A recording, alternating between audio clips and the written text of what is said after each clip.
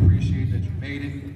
I just want to say that national elections, when you're electing a president or a senator or a governor, people think those as being more exciting races, but a lot of people don't realize that these local races for city commission, the issues that they deal with and decide affect your lives on a much more regular basis than a lot of those national and statewide elections do. Our city commissioners pass rules and legislation that affects things like the type of buildings that we can construct in the city, our transportation, parking, a lot of kind of everyday things that affect your lives constantly, as opposed to more esoteric things that are decided at the state level. So anyways, I'm glad that you're here. I think I'm kind of preaching to the choir, because if you're here, you already understand that. So one other thing I wanted to mention is this is being put on by the Winnona Park Neighborhood Association. We have an event coming up on November 10th. If you're a football fan, we're doing a big screen TV down at the Winnona Park Elementary School Pavilion. It's going to be a tailgate party. We're going to have Dogtown Franks there. We invite everybody to bring a side. There's going to be a bounce house. So if you're around on November 10th and you haven't completely, there's flyers up in front too, Seeger's waving them at me. So if you're around and you're still rooting for the Falcons and haven't completely given up on the team yet, please come and watch them playing the Saints. So it's probably their #1 rivalry. Anyways, just want to back up a little bit. My name is Tom DeSimone. I'm the president of the Winnona Park Neighborhood Association. We have several other of the board members here tonight. We have Seeger Swanson, our treasurer. We have Pete Shaneen, he's our vice president, standing up here. Amanda Schroeder, she's our communications director. And we have Cynthia Osborn, she also does communications as well. I'm sorry, Amanda, you're the social director. My apologies. So tonight, we're going to meet the candidates who are running. There's 2 positions that are going to be contested that you all can vote for.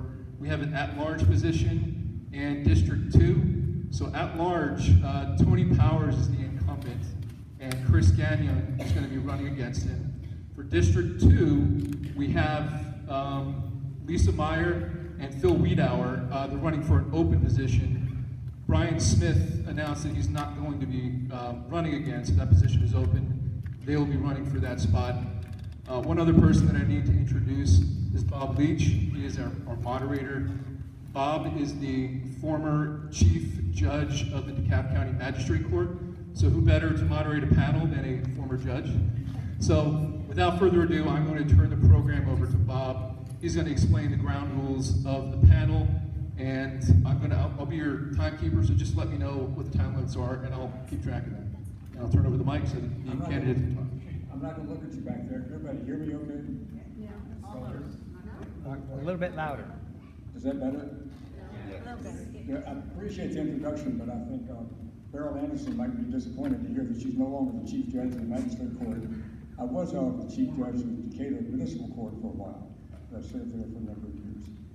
What our plan for this evening is, first of all, to give all the candidates a chance to make sort of a 5-minute opening remarks. They've been through a lot of these panels before, I believe, and I hope they know what their sales pitch is, and I hope they know what most people have been asking about so they can address some of that. Then I will ask some questions. Generally speaking, we'll ask you to hold your answers to about 2 minutes, just so we can keep it moving. Some of the questions are pretty general and probably what you've heard before, and some of them are. So, and I'm just going to go left to right because I don't have any better plan. So Chris, would you go first?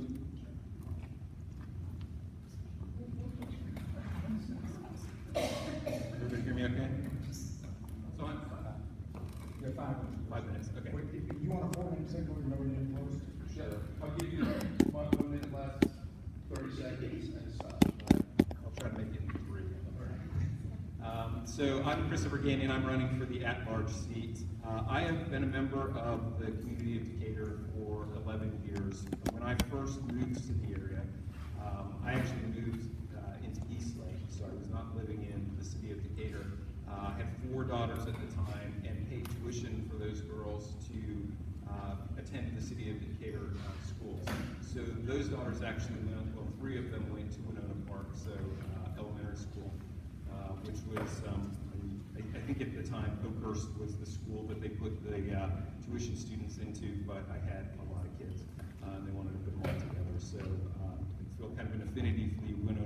Coast. A little better?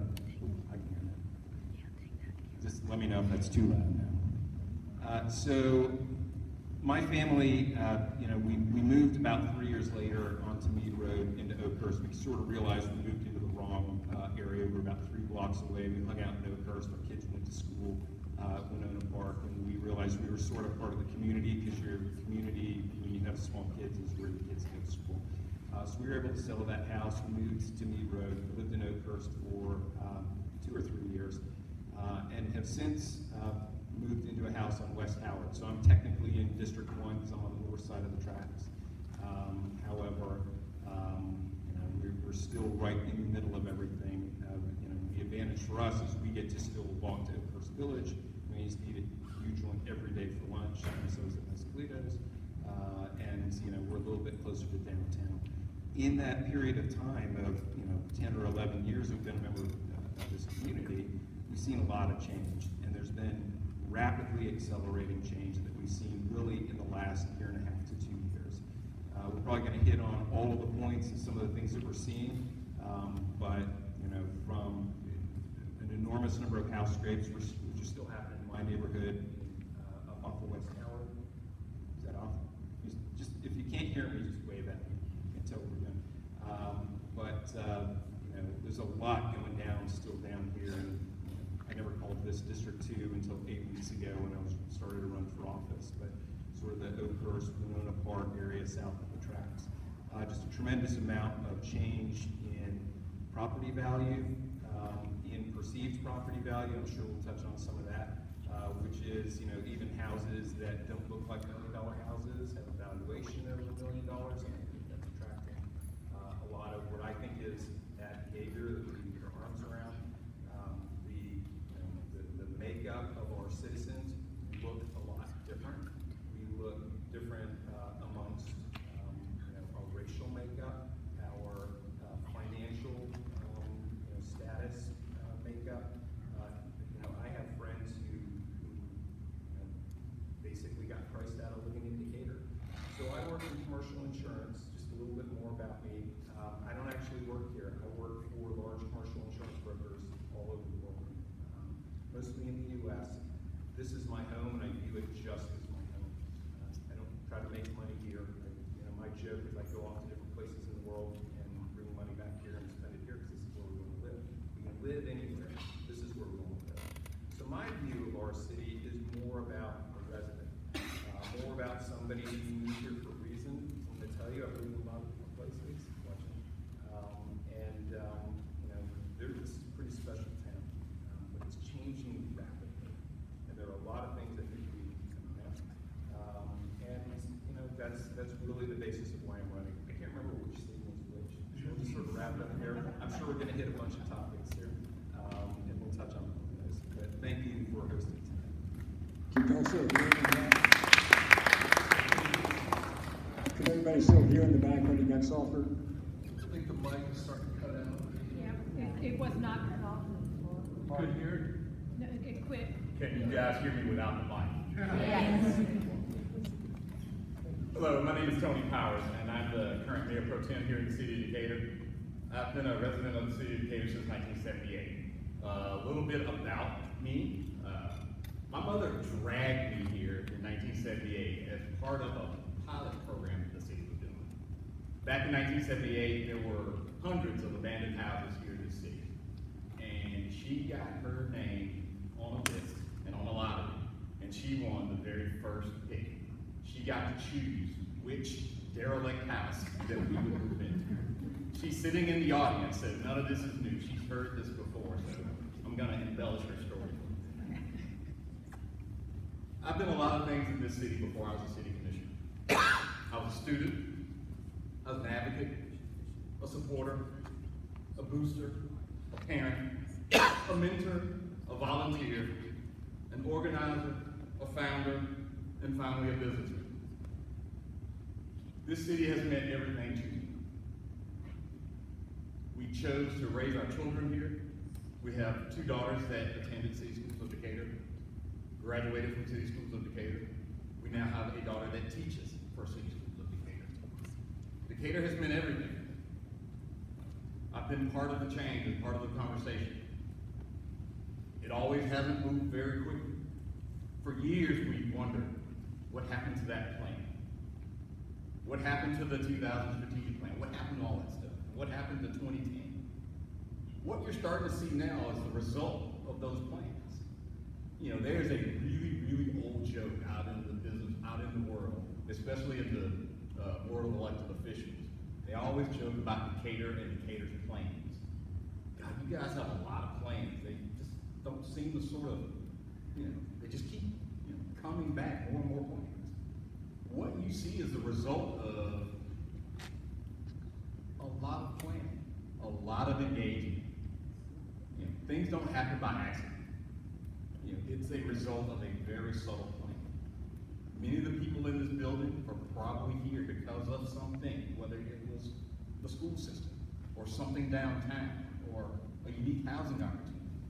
But planning is what got us here. 2020, we will embark on a new plan that's going to map out our next 10 years. We are very deliberate in our actions, and we engage our community. We engage our community in multiple ways.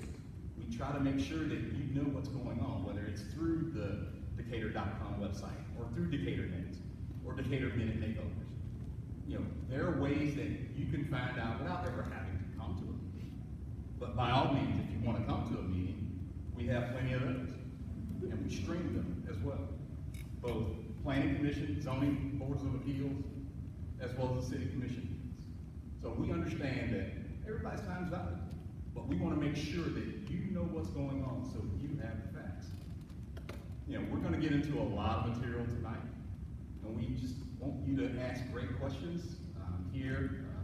I have been here to serve this community all my life. I thank you for the opportunity to serve you again, and thank you to the Winnona Neighborhood Association for hosting this event, and you all coming out tonight. Thank you very much.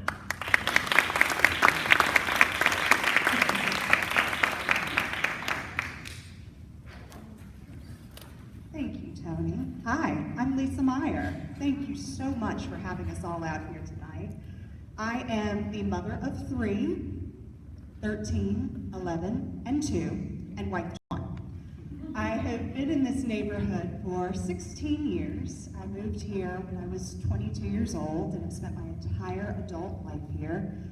I intentionally chose to raise my children here because of Decatur's diversity and because of its uniqueness. It's a welcoming community with all types of people from all walks of life who have differences of opinions, backgrounds, education, and all of us together collaboratively have made this neighborhood incredible. And I'm starting to see a shift in Decatur. It's starting to lose its diversity, and diversity is incredibly important to me. I'm running for commissioner because I really want to make sure that all neighbors feel like they're represented. And the sentiment that I'm getting from many of our neighbors is that some of them don't. Many of them don't have the opportunity to participate in the process, whether it's because they're too busy raising children or they just don't feel as though their engagement would be meaningful. Many people feel as though their voice doesn't matter because the value of their opinion is directly associated with the value of their home. I want to make sure that everyone feels as though they are equally as important in this city and in the process of governing the city. Some things that are important to me that you've probably heard, but I'm sure we'll share them again tonight.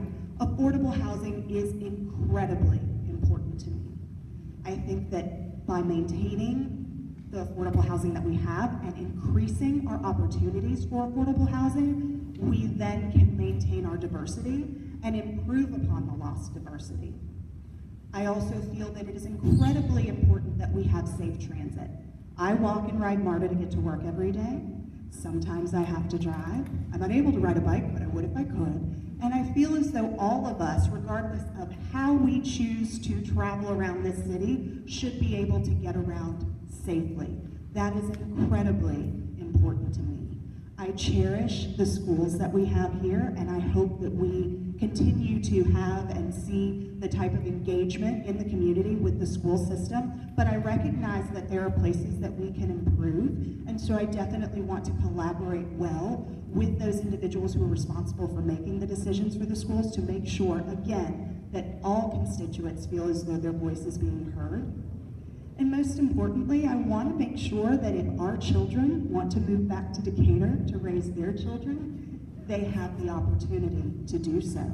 So again, thank you very much, Winnona Park Neighborhood Association, Judge Leach, for having us, and I'm looking forward to the discussion.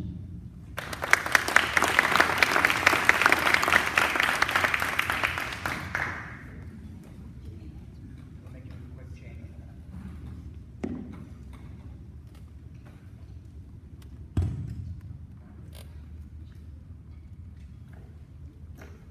feel like I should be doing something.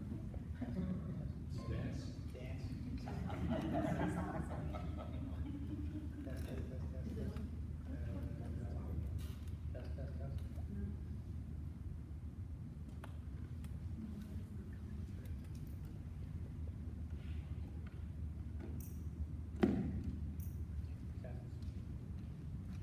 I have a big voice too, so I can start while we try to. I can see. Try this one. Sure. That's all right.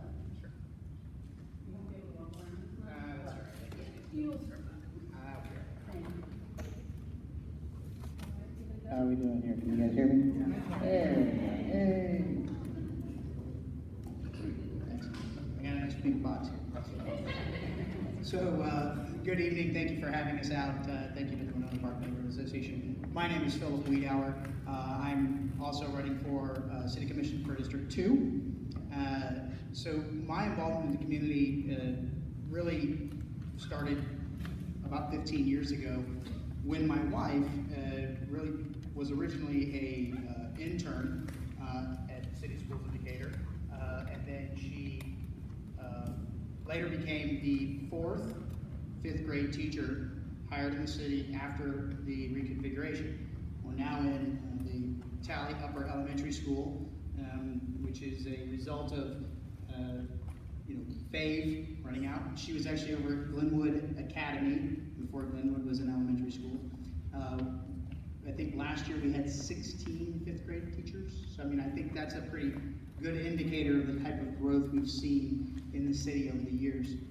And when I was first asked to consider running for the position, quite honestly, my initial reaction was, I'm not qualified. This isn't, I don't feel like I can do this job. I feel like you have to have a good bit of knowledge about what you're doing.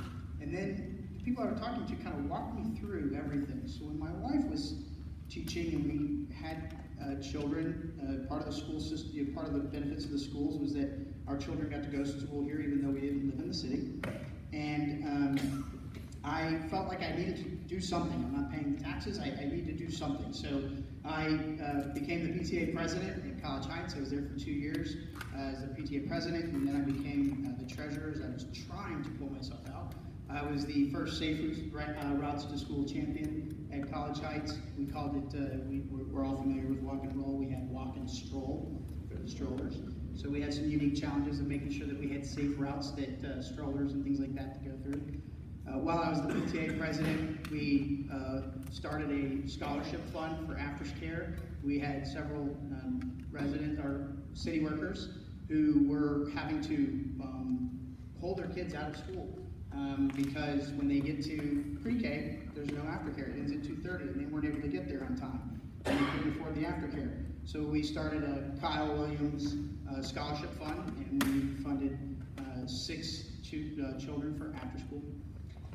And then we moved into the city, and I moved into South McDonough, right across from College Heights, and I became even more involved in the city, and I got involved with the CAPS, the police department, with the CAPS group, which up until running for office, I was continuing to participate in. And then I was appointed to the Zoning Board of Appeals. And as I started looking through those things and sitting down and looking at all the activities and things that I've been a part of, I realized I had acquired the experience and had been sort of on a path to give me a foundation to understand sort of the unique challenges that Decatur faces. One thing that this campaign has really allowed me to do is sort of break out from the peer groups that we have that tend to occur with our children. You know, my friends are my children's friends' parents, and you know, we get stuck in those grades. And you know, I'm able to walk out and really kind of see and meet with a lot of different people and just see what makes Decatur special. And it's our people. We're involved and we're active, and I feel like I can serve well and promote the voices of those residents. As Lesa mentioned, you know, who can't necessarily make all those events and do all those things, and promote and move us forward into what's happening. Tony mentioned the good planning and looking ahead. I think what's important for us is to have the vision of what's going to happen and not just look at what the challenges are that we're faced today. We'll talk about a lot of those, I'm sure, this evening. But also look at how do we solve those problems for 10, 20 years from now. So, again, my name is Phillip Wiedower. I thank you for this opportunity, and hopefully you will vote for me on November 5th.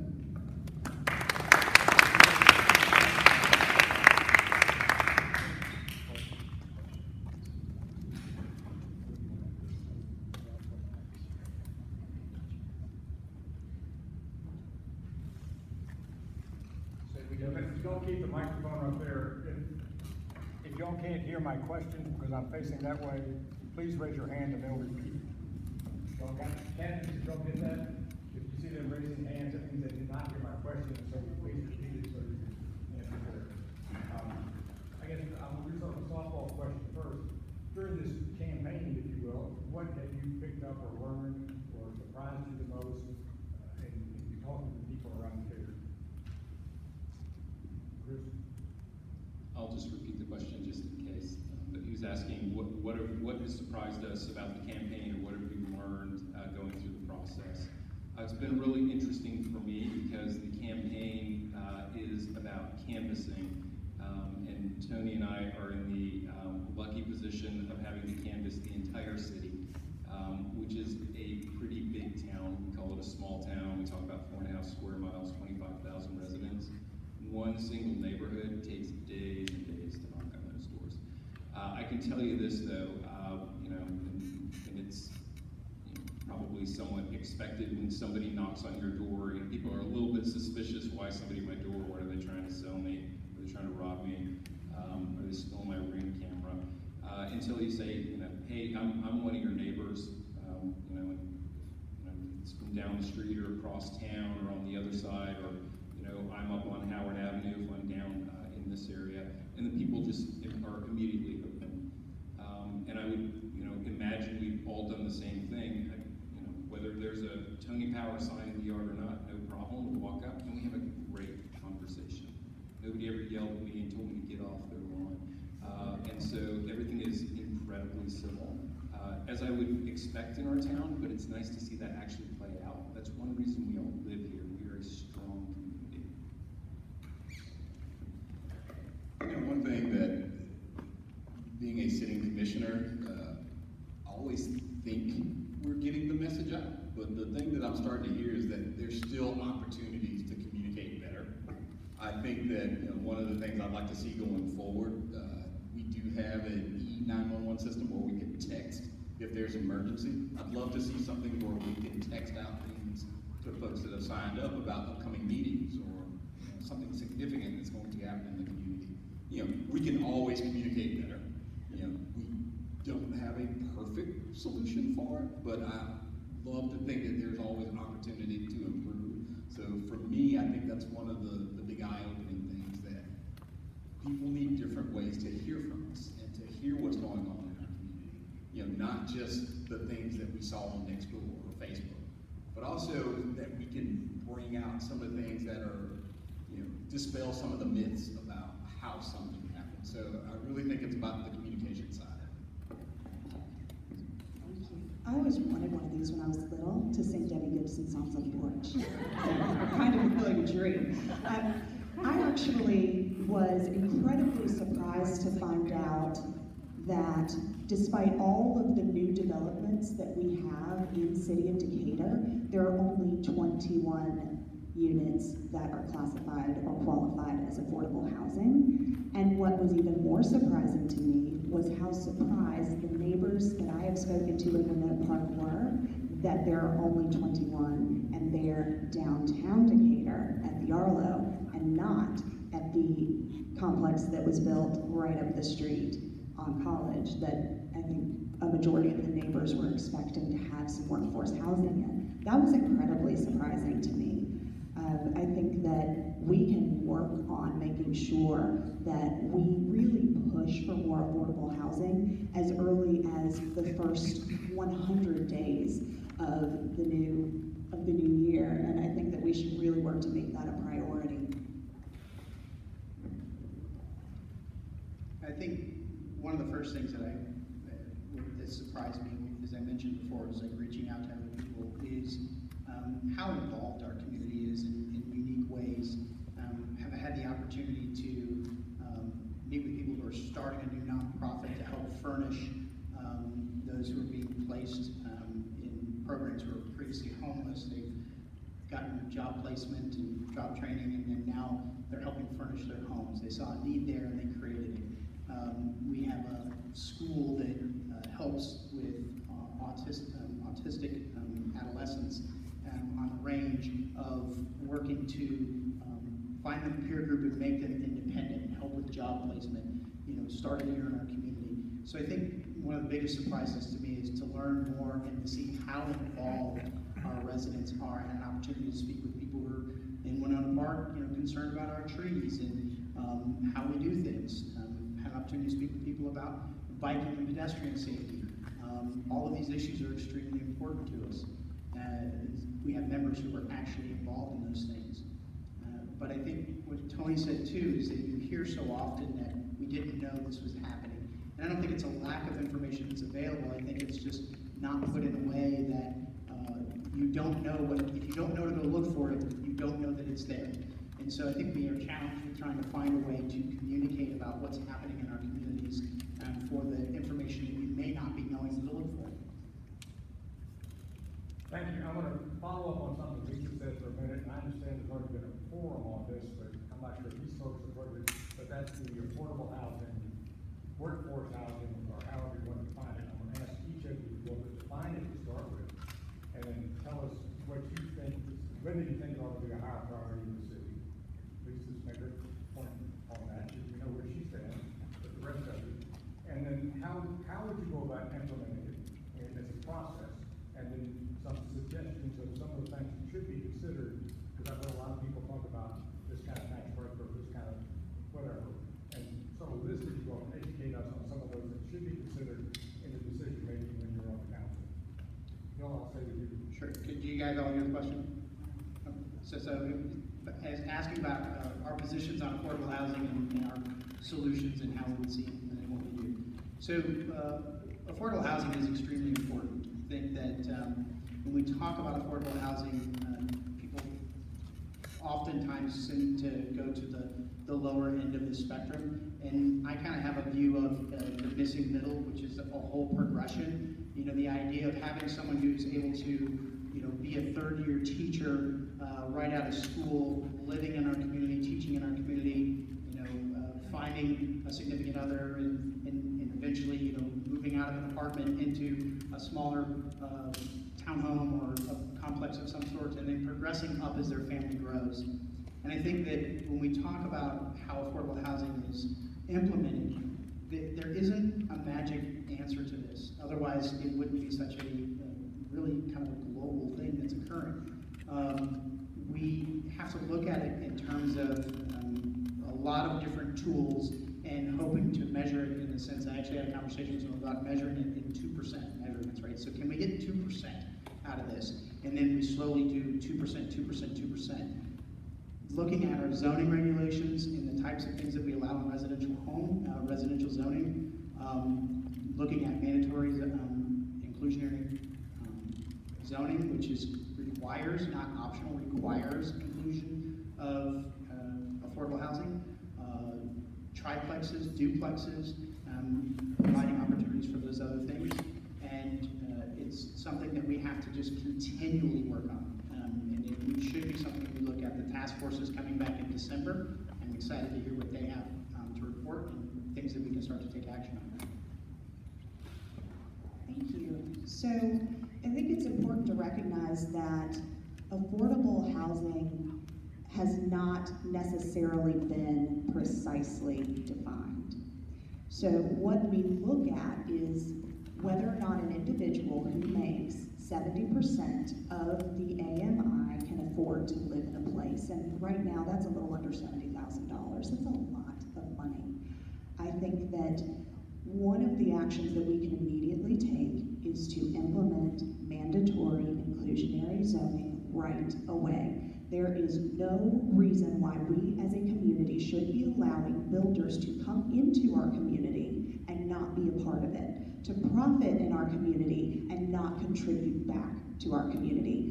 The incentives that we have been offering developers in Decatur are clearly not incentives that they would like to take advantage of. So we actually need to take a strong stance and make sure that going forward, as developers who we know want to develop in Decatur, make their plans, that their plans absolutely include affordable housing units. And one of the things that happens is the mic breaks. You know, one of the things that I had the extreme pleasure and privilege of doing was interviewing the folks that were appointed to our Affordable Housing Task Force. When we set out, and I say we as the city commissioners,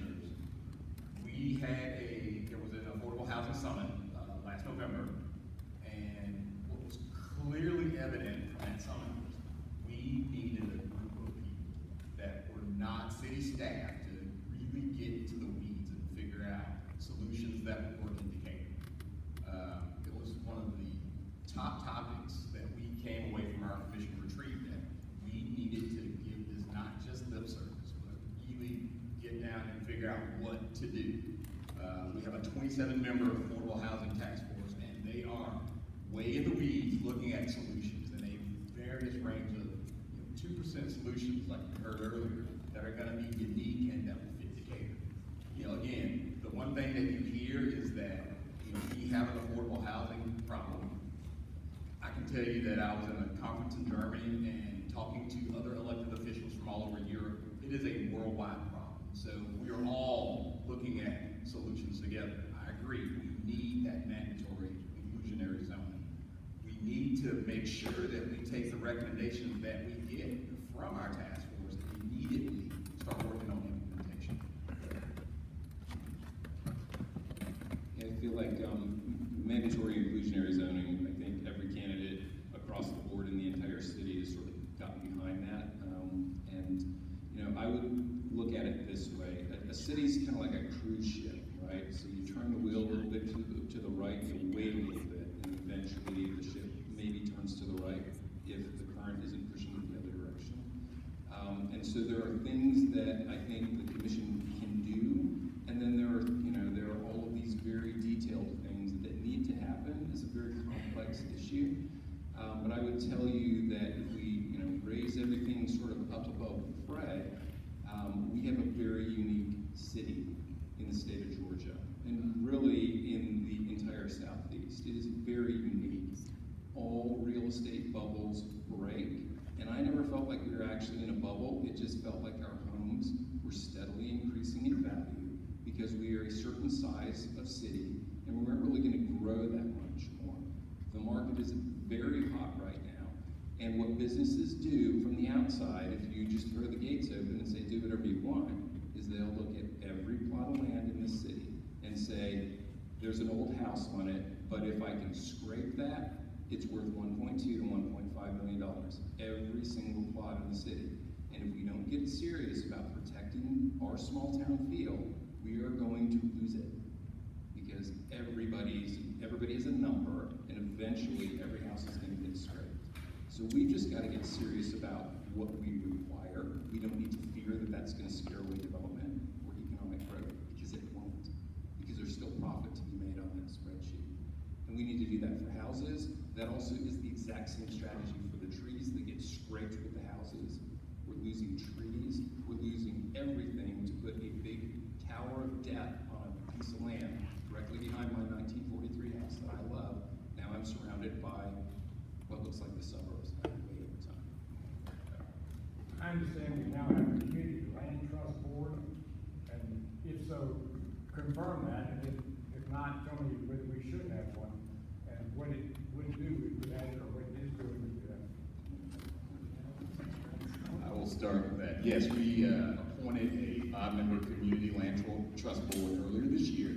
One of the models that we studied as we were looking at that was Athens Clark County. They have a wonderful community land trust there. Basically what a community land trust does, we have properties that come into their fold. So with the Cottage Court project that we've got coming online, hopefully next year, that land will always belong to the land trust. So if there is a 6-unit development on there, the person that wants to sell it will be able to sell based on the appreciation and value of the building, but the value of the land will remain fixed and will remain with the city. That's something that they've done very successfully in Athens. And if you've ever traveled abroad, say Hawaii signed a 99-year ground lease. You never own the land, so it keeps the land affordable. That's the one challenge that we have here in this city because the land is so expensive. Anybody else for a comment on it? Sure. Okay. Pass it around.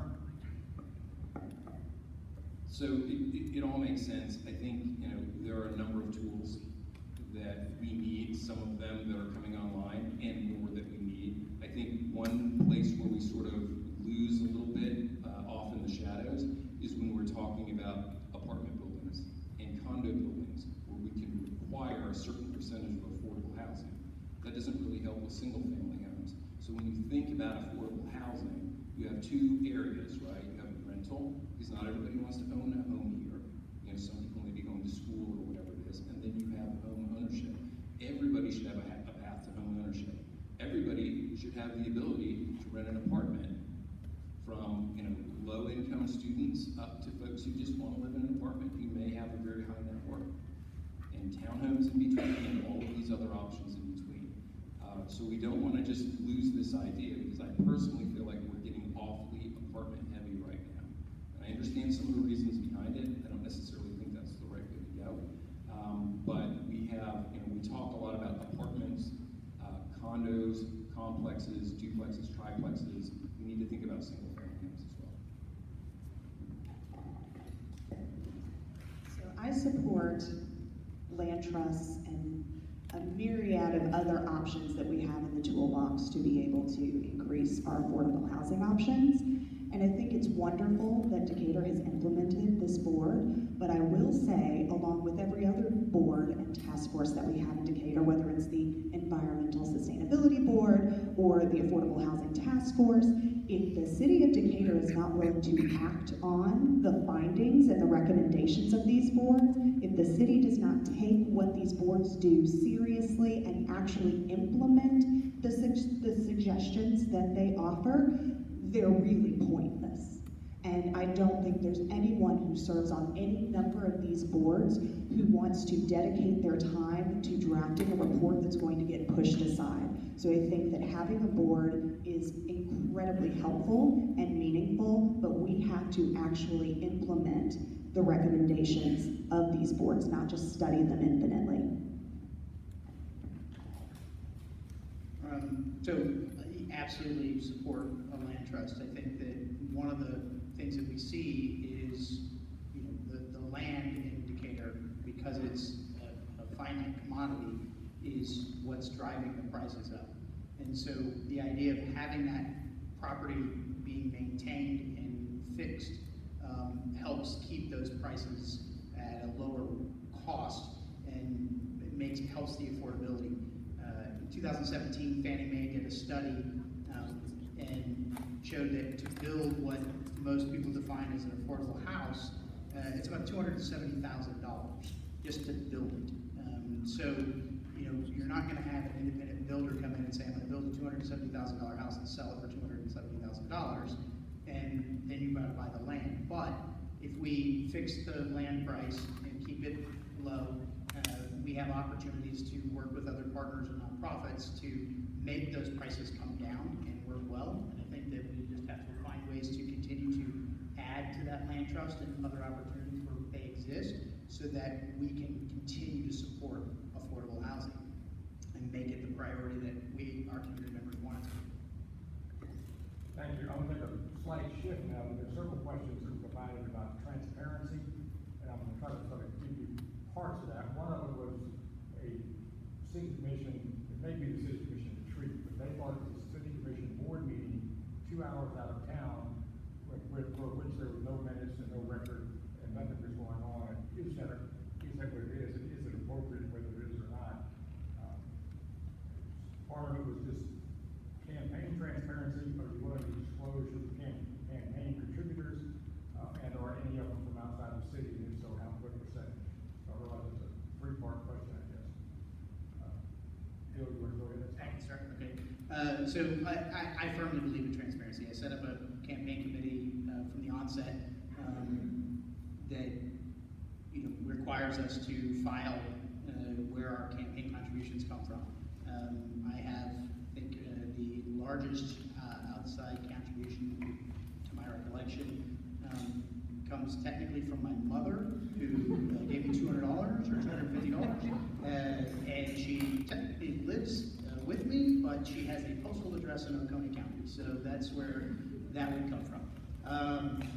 So I'm in full support of transparency as it relates to the retreat, and I think that as a commissioner, if you come to a zoning board meeting or have had the opportunity to be in front of a zoning board meeting, or unfortunate opportunity, depends on how I voted for you, for or against.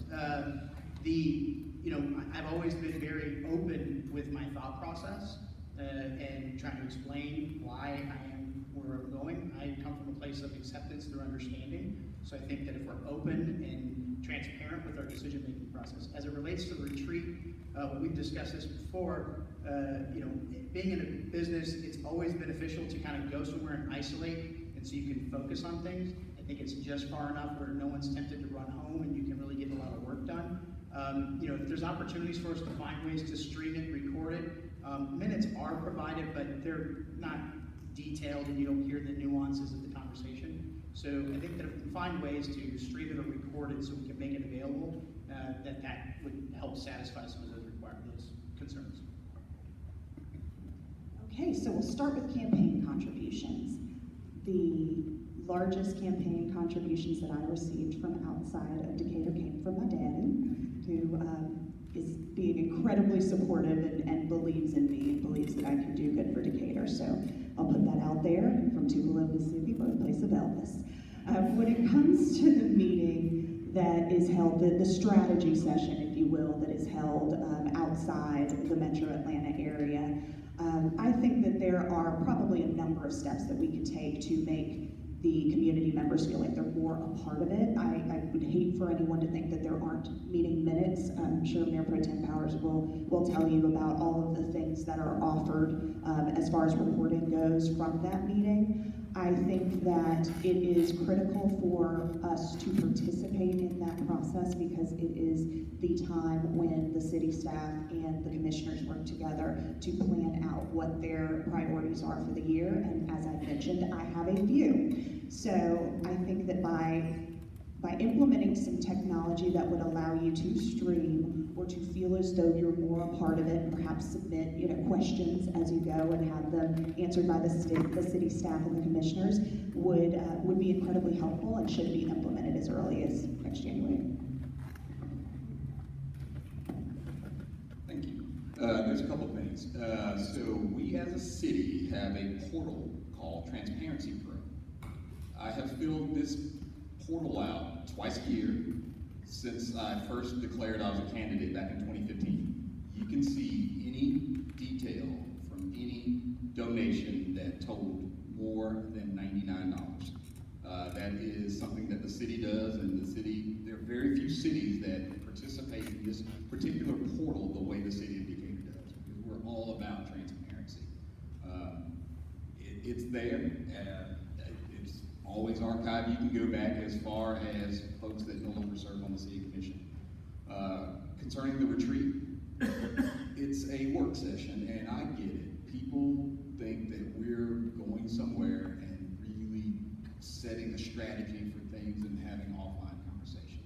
You know, I would love to get this meeting live streamed, or possibly if we need to hold it closer, hold it closer. But it really is about the strategic alliances and the getting to know and setting that strategy. If I were close to Decatur, I can pretty much say that I would probably get called into my store at least once every half an hour. And so it's good to get that disconnect. And if any of you have ever been on a strategic retreat, that's really what it's about. So again, I look forward to ways to improve our retreats, and if possibly, hold them a little closer.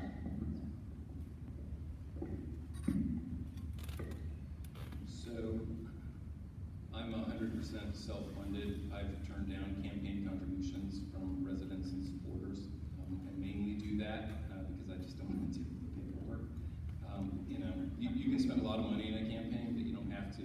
Like I said earlier, it's just about getting out, knocking on doors. We're probably spending more time than we're spending on these campaigns, just so everybody knows. You know, the retreat. So, you know, I spent 25 years in corporate America. I've owned companies. I've been part of senior executive teams. We go on retreats. You know, the way I feel about them, it's, you know, this is a city, those are companies. And people on the retreat generally own the company. And so we can go off and we do set strategy and we decide what we're going to do, and then we come back to the company and we tell them what we're going to do. That's not how a city works. So I'm not really a fan of it. I do believe that, you know, the commission needs to have some time that's probably not overly burdened with, you know, an enormous amount of everybody needs to have something to say. However, I believe everybody in this city has something to say, and that's where the power comes from. That's where the ideas come from, and those ideas need to be included in everything we do. And the last thing I'll say in, you know, maybe 5 seconds I have left, there's a difference between a perception problem and an actual problem, and whether there's an actual problem of the commission doing everything on their own, we have a perception problem, and that means we have a problem and we have to fix it. Tony, this is one that's sort of directed towards you, and I'm rephrasing, but how come the school board that built this beautiful school in a year and a half, however long it took, and the city still can't get a traffic light on? So that was a pretty complex issue. We had a site picked out, and through conversations with the homeowner, it was determined that that was going to unduly put a burden on the homeowner. So we had to change the location. Luckily, the location was a site that the city currently owns. We did not. We could have just gone ahead and put the traffic light there, but in all due diligence, we really wanted to work with the homeowner and not use a hammer when a screwdriver was needed. Lisa, a pointed question for you is somebody went out and did what they think is correct research, that you've been a wonderful citizen of Decatur for a number of years and voted in national elections, but they could not find any record that you've ever voted in a municipal election in the city, and wondering why are you running for city commission and you never voted for it? That's a good question. That's a very good question. You know, I was one of those people in my younger years who was very concerned about how my voice was being represented, or whether or not my voice mattered. I'm a straight shooter, let's make it plain. I just honestly thought when I was younger that it didn't matter what I did. And to be perfectly honest with you, I've learned a lot through the years, and I'm okay with being candid about this because I think a lot of young people feel this way. And as I began to see the meaning behind people who were participating in municipal politics, I hate to call it politics because it really is service, it's more public service, but the meaning behind representing your community, I honestly felt that, you know, there was a shift in my own judgment about it. Now, why that really doesn't have much to do with why I'm running, because why I'm running is that I felt really compelled to represent neighbors who didn't feel like they had a voice. I'm not necessarily the same person that I was at 22 that I am at 38. I've been through a whole lot of life, as most of us have, but I appreciate the fact that I've been called out on that, and I appreciate the opportunity to explain, you know, my personal growth, really. Okay. I think you probably all know that the school board has passed a senior tax exemption, and they recently received a report from Georgia State. And I wonder if y'all had some comment on it, not in the context of how it affects the school system, but should we be using that as a basis to address the issue of, do we want to encourage seniors to stay or move into the city of Decatur? And there was an article this morning in AJC about the same issue in Grand County. I wonder if you have any thoughts on it. We're talking about affordable housing, should we do something to address seniors' income-based or not, be attractive to the Yes, absolutely.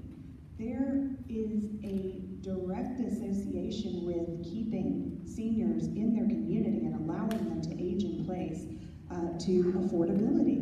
When you have seniors, whether they are on a fixed income or not, they're going to rationalize whether or not it makes sense for them financially to stay in their homes or stay in their communities. So when we are talking about affordable housing, we are not excluding seniors. Seniors are a large component of the affordable housing conversation, and being able to maintain your home that you moved into, whether it was 1968, 1989, 2001, it is essential that we take whatever steps we can to preserve the rights of our seniors who really made this community the place that we want to live.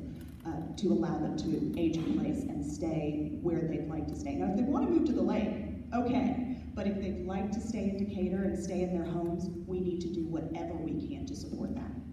And let me just add to that, what if they want to move to just a smaller downsize to a place in Decatur, do we have, or should we be trying to support that in having spaces like that in Decatur they can move to? I think that that's a longer term goal, because right now I don't think that you could go and look for anything that's on the market right now that would be affordable for a senior to downsize into a house or a condo or a townhome that is being built here in Decatur. And we can't fix that today, but we can absolutely plan to fix that going forward. Apartments, yes. Low maintenance apartments, we can solve for that quickly, but it definitely needs to be something that's on the agenda. Pass it down to Chris this time. So it's definitely a big issue, and I can tell you it's a big issue because it's knocking on those doors. Every senior that I've talked to, this is a big issue. I read the report cover to cover, and I'm a data guy. Folks know I'm a data guy too. The miss, I think, it looks like it was attributed to an assumption, which is tough because I work in business. I build up companies. Whenever you build a financial model, your assumptions are everything. And the assumption was missed, and the assumption I'm talking about is every senior in the city must be taking some sort of an exemption. And so that was used as the basis of the number of seniors. And apparently that was pretty far off, because when the new exemption came out, people came out of the woodwork. So we got to be a little bit better with our assumptions. We got to be a little bit better with our planning. I would tell you, I would like to see us continue to derive more data before we make more decisions at all. Number one, I support that exemption. I voted for it in the referendum. I believe in it. I just think it's fair policy. It just makes sense. We can dig into the details, but every now and then you just got to go to your gut and say, what do we want in this community? It just makes sense. So it should be supported. But the report itself, whether it's issues with some of the headers on some of the charts, there's some issues with the data. The majority of that report, from my perspective as a data person, is built on statistical probability, not on reality. And we need to keep that in mind, because there are factors that don't fit into a statistical model, like why Decatur is a great place. How do you factor that into the model? How do you factor in the motivations of people who want to stay and why, when that's not really factored into the standard deviation created by that data? So I'm glad the report was done. I think it's valuable. I think it's the first step of many steps that need to be made before any action is taken. And I will preface this comment by saying I've said this every time she's not been in the building. So I have the senior responsible for me that I am now going to answer this question for. Every senior in this city, whether they take the exemption or not, they have the ability, and I want them to have the ability to choose to stay here. Every senior that needs that exemption should be getting it. I'm not necessarily a data person, I'm a people person. You know, every senior in this community helped raise me. And so it is my responsibility to ensure that the things that our seniors need, they get. You know, at some point it really doesn't become about the data. It becomes to me a fundamental what's right, what's wrong. You know, seniors matter. You matter. I'm gonna be a senior someday. And you know, Bob, there was a second part of that question that you talked about housing. You know, one of the things that's very interesting, you know, as we look at, you know, what is available out here on the marketplace, one of the things I thought was very interesting in terms of condos, every condo in this city has a homeowners association fee attached to it. And they're all extremely expensive. So those are immediately out of reach for our seniors. So we need to have this long-term discussion about what that housing market will look like as we build something that our seniors truly want. So, I am a data guy, but I also sort of straddle and play both roles. So I see both sides of the data argument and the people argument, and on both accounts, the senior tax exemption makes sense. We absolutely need to continue and support it. It was last week, the campaign runs long, the board of commissioners and the school board had a joint session, and they opened by providing a summary and said, you know, flat out, we knew going in that we had some blind spots. We didn't have good data to tell us how many over 65 residents they had. Then they went on to demonstrate how they have better modeling, they have better analytics, they've engaged things, they've demonstrated a tool that allowed them to do modeling and show how those things are. I don't think that, you know, 5 years ago when it was done, I think the door hangers, my family was on the picture of the door hangers, and we totally support it. And I think that it's incumbent upon us to work with, you know, and they've committed to the city working with the school board in that respect to know what's coming down the line and understanding what changes are occurring so that they can factor those into the model. On the people side, you know, I think as a general population and things, we've kind of gotten away from valuing our seniors for what they really are. And if we think about the community that we're talking about, these are the people who were here when, you know, Tony mentioned that they had all of these homes in disrepair. They chose to move here and stay. And the idea of us trying to force them out in a way because of a tax, that's unconscionable. Somebody asked, what do you think about impact fees for developers? I don't think we have any now. We think we're going to implement them, and what are the pros and cons of that? So that was one of the first, one of our very first work sessions that we had after I was elected. It was one of the first things. So we've had 3 work sessions, and we're waiting on one more report from a different consultant to give us that information. You know, we are starting to lose opportunity. We've had some projects that have come up that we would have benefited from, and I think we're sort of stuck in the language about what those impact fees will pay. There's been 2 different schools of thought from 2 different consultants, and that's one of those things that we had slated for Q4, but we, in the interim this year, came up with a couple of big purchases, one of which was Legacy Park, so it sort of shifted that out a little bit, but it's absolutely something that I am still fervently working towards making sure that we have these large projects. And the thing about impact fees, it doesn't affect the normal person that does not do, you know, any significant improvement. It only triggers if there is a significant improvement. So it's not a fee that you'll have to pay if you don't have a significant improvement. And, you know, we've done a number of these over the campaign, and it's hard to pick out, you know, one tool versus all of the tools. There are a lot of tools, and in the right situations, in the right context, any of the tools that we have on the tool well of the city can make sense. And so, you know, in general, you know, do you support this one thing over another? Sure, in the right context. You know, I always come back to this idea that we have to be very careful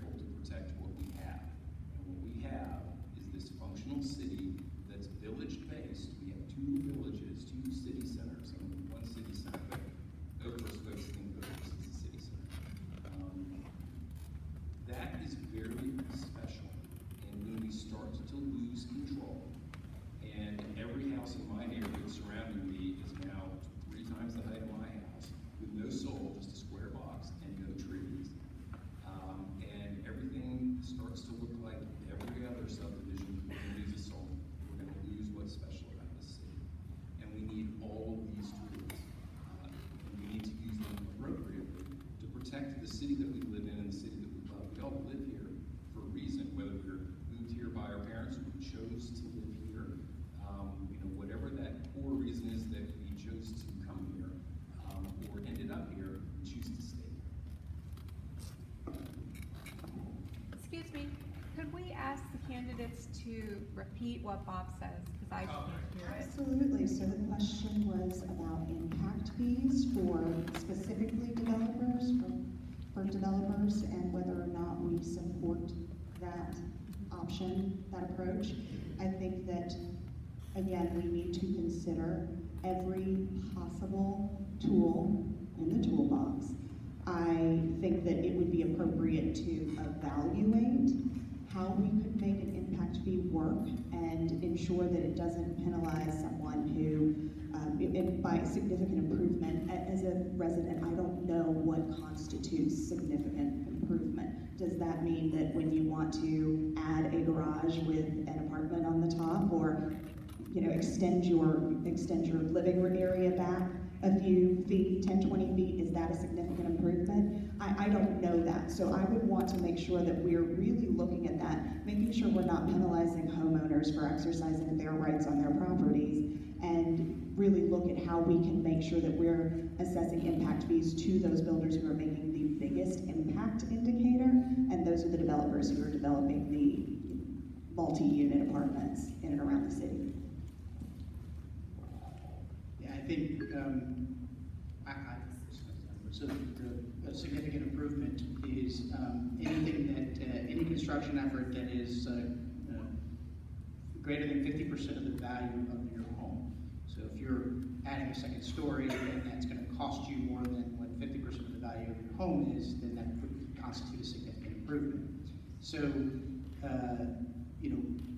there are homeowners who would be there. So I agree that we would have to make sure that we're looking at things so we're not affecting an individual homeowner.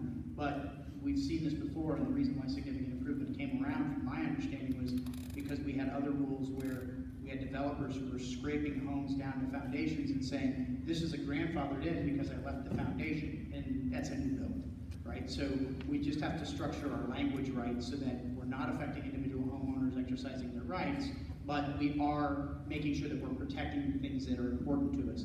I think, we mentioned it's going to remain, Decatur is a profitable place to build.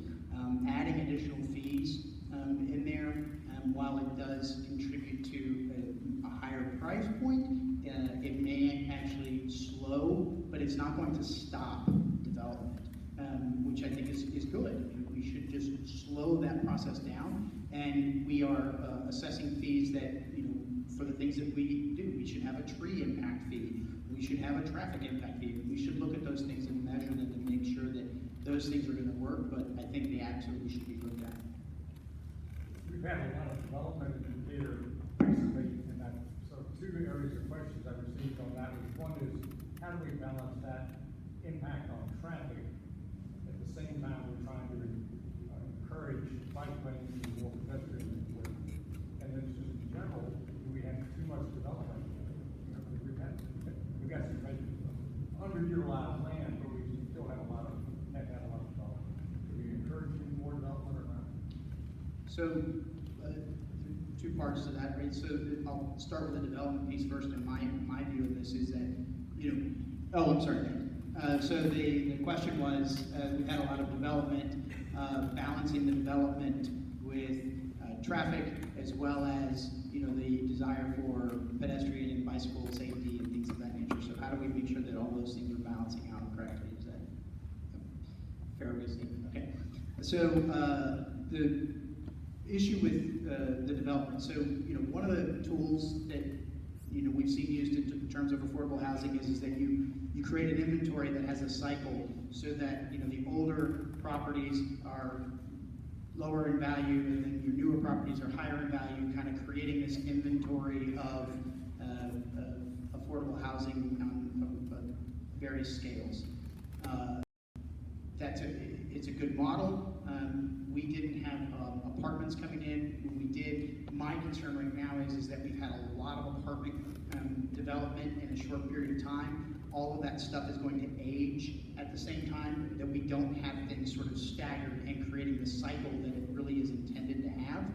And that also is introducing traffic. So I think that if we sort of looked at ways to sort of control or moderate the growth that's occurring and say, you know, when it comes to apartments or things like that, we're only going to say authorize X number of units for this year or something like that so that we can create that stagger. It also gives us an opportunity to understand and analyze the impact. You know, we have transit communities where hoping people park their cars and use transit. They may or may not. We don't know until they move in. And so by having that trickle effect and slowing things, we have an opportunity to sort of measure those things and then make decisions based on the outcomes of those, rather than sort of crossing our fingers and hoping and praying. I personally, as a resident, have struggled with the amount of development that we've had in Decatur, coupled with the implementation of the path plan that is, you know, several years old, and I know a lot of our community members do too. As I mentioned earlier, I am a person who uses public transit as a primary mode of transportation. I walk every day, twice a day. I get on the train every day, twice a day to get to work. And so I have the experience that comes with knowing what the actual burdens of our transit system here in Atlanta are. I think that when we implement growth, because growth is inevitable, right? Progress is inevitable. But when we implement growth, we have to do it in a way that is common sense to Decatur. We are a small community. We are less than 5 square miles. And so when we allow developers to come and build large apartment complexes, 300 units or more, in a place where we have strategized to implement bike lanes and lanes for walkers like me, that is a problem. I don't think that we should cancel out our development and say, okay, we're not going to develop anymore, but I think we really need to evaluate where we develop, when we develop, and make sure that we're making smart, common sense decisions for Decatur, because traffic's egregious.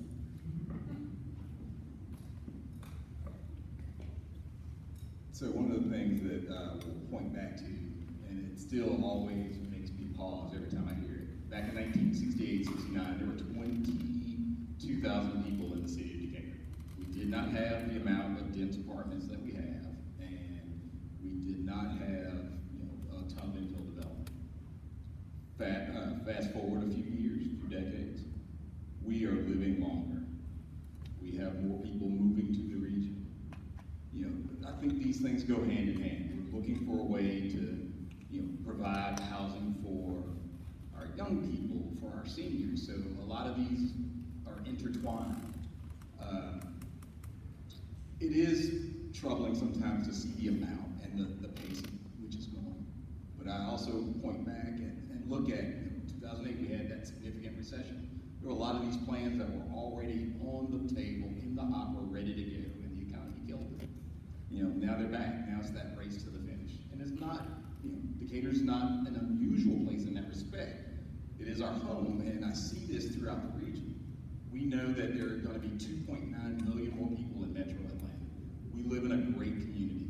What makes us think that these folks won't realize that, hey, Decatur's a great community, I want a part of this?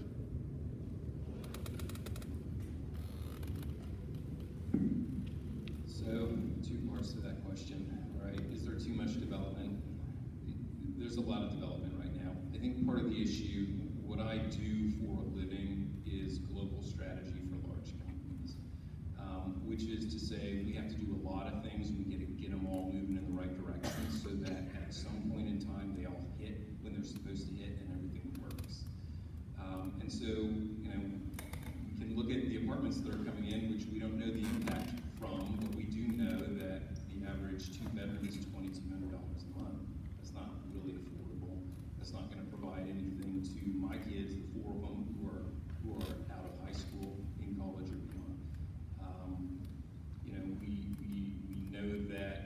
streets are shrinking, and that's part of one of these plans that the city has had. But that doesn't really match where we're trying to go now with commercial tax revenue, which is really the basis of all these apartments, because now the tax revenue comes from the commercial side. The rate's a little higher, it's a little more stable, if we can make that shift. But we got the clutch down in the car and we haven't gear shifted yet. We don't actually know that's gonna work. And so when we have all these 10 and 20-year plans, we've got to stop and say, you know, I can't run a company on a 10-year plan. I can create a 3-year goal, and I'm gonna tend that thing every 4 months and pivot. If I start a new company, I'm gonna pivot it 9 times in the first year. That's what we have to do. So we don't have enough room for people who live here now to drive where they want to go. And we're trying to bring more people in to live here, but also mixed use areas that are commercial, places to shop, that this city isn't big enough to support. So we gotta get people from other areas in here. They're not gonna ride their bikes and they're not gonna be home. They're gonna drive their cars, except in the last year when I work from home and I live on West Howard, the traffic is enormously bad, impactfully bad. So we've gotta get all these things aligned. You mentioned taxes, let me ask you about this. It appears we have a vastly increasing tax digest. So I guess it's a two-part question. How did the school board lose so much money if the digest is so increasing, and why can't you go on that tax? You know, I think taxes, why did the school board lose so much money on the senior Repeat the tax question, exemption? please. Please repeat. Oh, I'm sorry. Yeah, well, so I was kind of asking. So the question, it's a two-part question, so correct me if I get it all out. But number one, why did the school board lose so much money when our tax digest is going up? And how did you phrase the last part? Since it's going up, why can't you reduce my taxes? Yeah, since it's going up, why can't we reduce everybody's taxes? You know, it's a tricky proposition. It's very expensive to live here. And a lot of people who live here can barely afford to live here, or could barely afford to live here 10 years ago, and are getting to the point where they can't live here. And, you know, what do we get for that when you think about it? At least I'll tell you what I think about it. I can't tell you what everybody thinks. I sit down, I get my tax bill, which came out, last week, what a bad time because of the election. And I look at it and say, wow, that's a lot. We have good schools, we have 4 swimming pools, we have all of these, you know, festivals, we have great community services, we have fantastic public safety. This town works, and when it feels like it works, our taxes are worth it. But the caveat is, provided you can afford that. And the people who couldn't afford that I've known for years, don't live here anymore. And so, you know, on the other side of it, why did this school lose so much? The financial model was wrong. We need to do a better job. We need a higher level of capability, and we need a higher level of outside consultants, because nobody in this role is going to be an expert at everything. You know, you can get pretty good at a lot of things, but you're not going to be an expert at everything it takes to run a city. But we really need to slow things down and make sure we have all the data so that we're correctly making the right assumptions. Two-part question. You know, those are great questions. Part of which I think that the school board and the school board candidates are probably a little bit more uniquely qualified to answer, but I will answer the best way I can. Second half of that question, we did give you a tax refund. So we all voted on eSplosh or eHost. And what eHost did, as we negotiated that eHost agreement with the county and other cities, the city of Decatur provides police, fire, and sanitation. But we've been taxed from the county based on us not providing those services and the county providing those services. So if you open your county tax bill, you are in for a surprise. It's probably, for most people in this room, under $100. I mean, it has gone away. It was probably a couple thousand, you know, give or take. It's now a couple $100 or less. So you got that money back. So we have, in effect, figured out a way to get that money back. Again, going back to why the school system lost money, again, it was something that they knew that they had blind spots going in, and now that that information is there, you know, we will figure out a way with them to figure out our next steps on that. Thank you. I definitely agree that we are probably not the most qualified to answer the first part of that question. I've seen the report. I work in risk management. I deal with models on a daily basis. I understand that sometimes models just don't get it right. And I think that that is an unacceptable risk to us. I have a lot of questions about the information or the data that is in that report, and I think that a lot of the residents of Decatur do too. I will say that I think that it's fantastic that we have a reduction in our county taxes, but when it comes to city taxes, they're still incredibly high and incredibly painful. I know that I have been priced out of my community. I could not afford to move into the home that I live in now if I moved here today, if I moved here 5 years ago, and the mortgage has stayed the same. So I think that we need to actually take some responsible steps to ensure that people like me aren't pushed out of the community by one more tax increase. I think everybody's sort of answered the school piece. I mean, school taxes are 60% of our tax base. So, we have more children coming to school. School spends a lot of money on a per child basis. They have to increase their fees, but I think if you look at the numbers, it's $11,500 was spent per child. That means that if your tax bill is less than $11,500 and you have more than one child, then you're not even covering the cost of your own children to go to school. So as we have as evidenced by this building, more children coming to school, I think there's why we're not, even though the tax digest is increasing, I think our expenses on the school side. As far as the city's concerned, I think that it's great to hear about the county taxes. I was unaware of that. I think that by and large, we look at the programs that have been asked before. What programs would you cut or what would you do? My answer would be, personally right now, none of them, just because we're offering a wide range to a whole diverse community for something for everyone.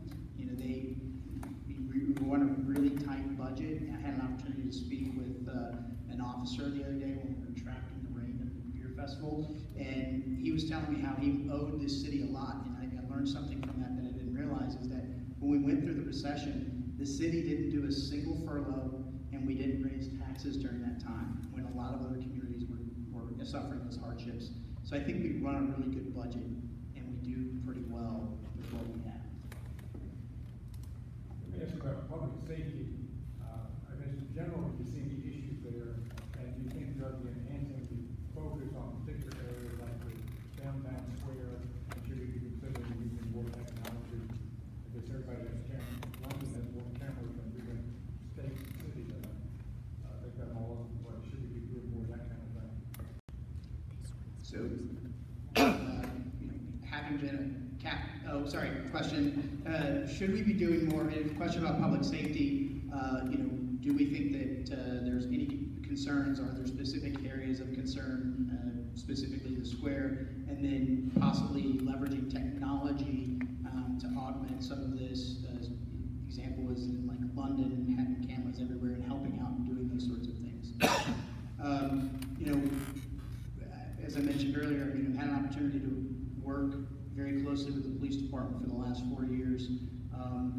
I think the amount of time and effort that goes into selecting an officer who serves our community is incredible. It's not just are you qualified as an individual and proficient in these skills, it's the type of personality that's going to fit in our community and do community policing and not the other anything else other than just serving. I kind of equate Decatur right now so the old school 1920s police officer who walked down the beat, knew every home, knew every store owner, and knew that Johnny was skipping school and told him to get home to his mom and things.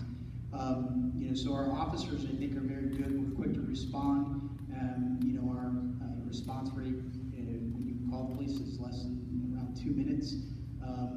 I think in terms of areas of concern, I do see, I had an opportunity to walk around the square the other day, and you are seeing a lot more panhandling and things like that. I think I was approached like 3 or 4 times.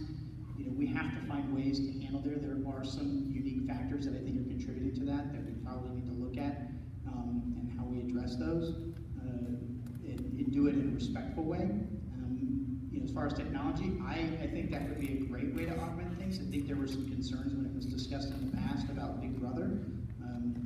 But at this day and age, we all tend to post where we're going on Facebook anyway. I don't know how that's any different. Hey, I'm away in Hawaii, like, go rob my house. I think that you kind of have to get past that in terms of, not Big Brothers, but helping us all out. So I feel that Decatur is a safe place to live. If I didn't feel Decatur was a safe place to live, I wouldn't let my 3 precious sons walk to school and walk to the square and do all of these fun things that they get to do because they live in such a safe community. I think the Decatur Police Department does a great job, and I don't think that moving money or adding money to a budget that would require cameras or add to that is the right thing to do. I think we could use that money on many, many other more appropriate things. Yes, we live in an urban area. Yes, there are occasionally panhandlers. I absolutely will not stand for villainizing anyone who is less than fortunate or poor. I think that we just need to make sure that the police department is equipped with the tools to understand that these individuals, if they are in need of help, we can get them the information that they need rather than making them feel like criminals. One great thing, and those of you that are caps in the room, you know that our police department is always striving to be the best that they can be. And one of the things that I always think is a very clever slogan that they have, and you've seen it if you've gone into the police department. It's their community relations officers who enforce the law. They're about community first. I've known Mike Booker personally for close to 30 years when he was beat cop. They just finished their second strategic plan. There are not many police departments that look internally and try to figure out how they can be better. Or ours. And I know that they look at the challenges and opportunities they face because many of them live in the community and have worked in this community their entire lives. There are some tools out there for them to use. I think the city is more than willing to give them and fund those initiatives that they have. So we continue to figure out ways that we can partner with them and figure out ways that we can make them better because they're a reflection of who we are. And I agree. My interactions with the Citizens Police Academy, I think I was most eye-opening component of it was the top 2 traits of officers in our department are integrity and empathy. And that is not what you would expect in most police departments, especially very close to a large metro area. We have a fantastic police department, we have a fantastic fire department. I think, a lot of the issues that we see sort of pop up, whether it's aggressive panhandling, what's going on in the square, increased homelessness, our police department have the tools and the empathy to manage those issues. We have a lot of technology. We just got a new pumper truck at the fire department. So the city spends money on public safety, and I think that shows. I think there's an openness and there's a trust in those departments that when they need something, they're going to get it. We have fantastic use of Force Simulator that I think we have an opportunity for other departments to use. I think, the entire model that we have in terms of our public safety officers is something that other departments should have access to from a training perspective. So I believe we are already at a very high bar, and I believe the city has supported that and should continue to support it. There's a question about homelessness, and some plays off this. What are the factors? What are we doing with the homeless, and what should we be doing that we're not? Yeah, I think what we are doing is we're trying to help. And, I'm sorry, repeat the question. What are we doing about homelessness, and what should we be doing? I think we're trying to help both as a community, I think as a city. There was a plan that I just learned about a couple of weeks ago in the Citizens Police Academy on how we were addressing homelessness that was on the rise last year. That it's a position of empathy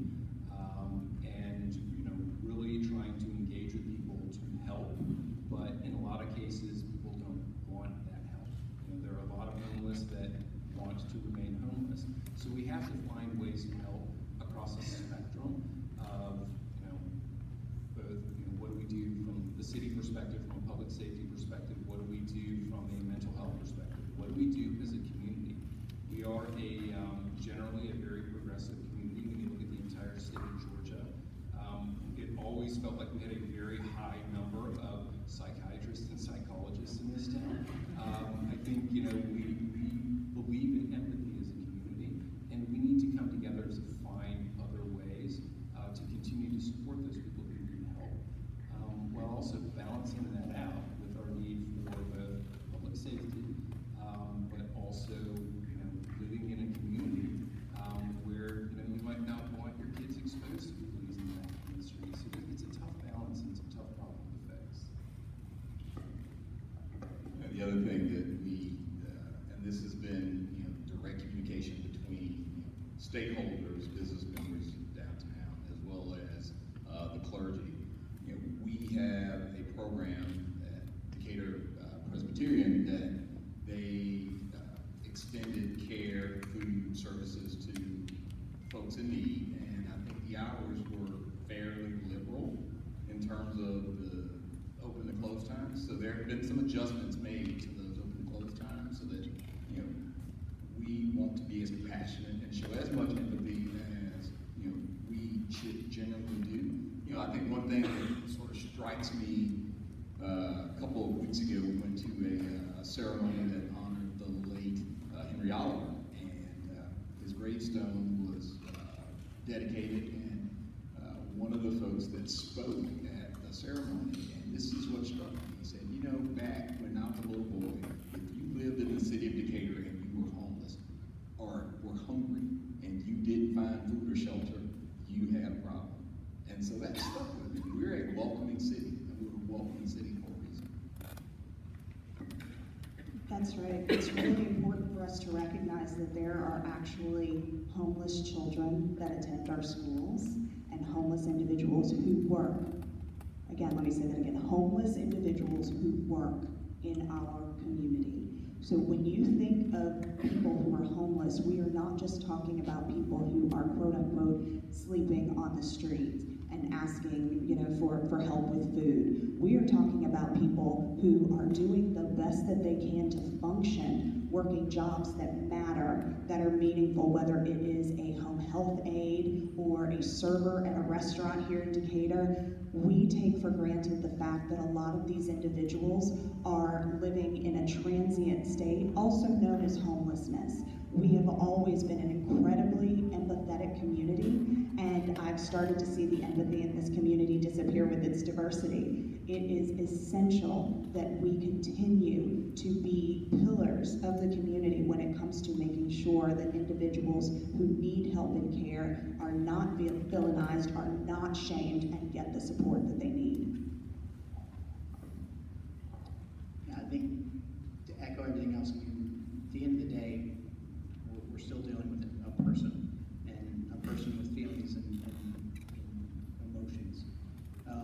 I think that one of the things that I mentioned earlier is, that I've come to find about the community is, we are a very involved community. When you see needs, there are people who step up and protect trees and protect the environment, or champion pedestrian safety.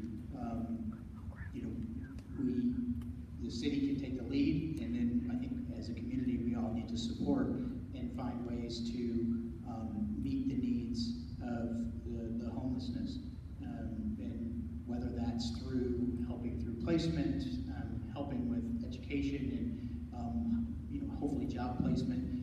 Ideally we would have homes that we could work to help place them in and things like that. We have several shelters in the community that we can leverage, but I know that they're often full. So we have to get creative and rely on the brain trust of our community to help us come up with some ways and creative ways to solve these problems. And I think the city has always been welcome to these ideas about how do we approach these things.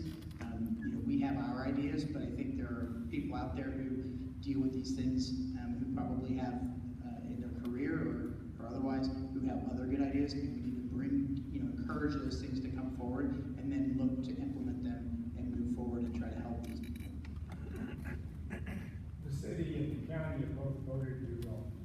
do what they could to remove the Confederate memorial or monument in Courthouse Square. If you think of anything else, do you think something else should be done, and what can the city do in regard to that monument? So the question was regarding the Confederate monument on the square and the recent efforts to change or remove the monument, and our thoughts on what the city could do to further that effort, or do a position on that. I think this is a very complicated issue, and if I'm not mistaken, Tony, you probably know better than us, that monument actually is a county monument, so it's not a city monument. So, I think we have to work, whatever we want, we have to work with the county. I think what the Confederate States represented in that time is not indicative of what, our community is a reflection of what our community's beliefs are today. But I do understand that there's a historical evidence, relevance there.